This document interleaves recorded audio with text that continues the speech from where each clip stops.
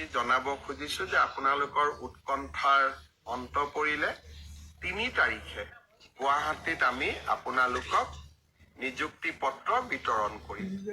যিসকলে police constable বা commando AB UB SI যিসকলে পৰীক্ষাত উত্তীৰ্ণ হৈছিলে সকলোকে আমি 3 তাৰিখে নিযুক্তি পত্ৰ দিম।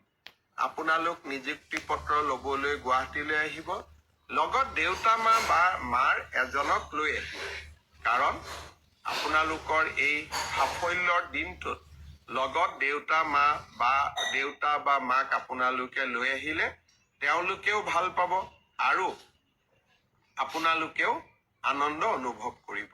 মই সকলো মোৰ অতি মৰমৰ ভাগিনসকলক যিসকলে পৰীক্ষাত পাছ কৰিছে সকলোকে নহয়, যিসকলে পৰীক্ষাত উত্তীৰ্ণ হ'ল তেওঁলোকক নিযুক্তি পত্ৰ ল'বলৈ মই 3 তাৰিখে আকৌ এবাৰ নিমন্ত্ৰণ জনালো। এতিয়া সকলোৱে ভাবিব যে মই ADREত পৰীক্ষাত পাছ কৰি আছো, মই হেল্থত পাছ কৰিছো, এগ্ৰিকালচাৰত মই পাছ কৰি আছো, আমাৰ নিযুক্তি পত্ৰ কেতিয়া পাম? মই এনেকৈ আপোনালোকক যেতিয়াই আমি সাজু হৈ যাওঁ মই এনেকৈ আপোনালোকক খবৰ দি থাকিম। আপোনালোক ধৈৰ্যৰে সৈতে অকণমান আমাক সময় দিয়ক, ধৈৰ্যৰে সৈতে আপোনালোকে অপেক্ষা কৰক।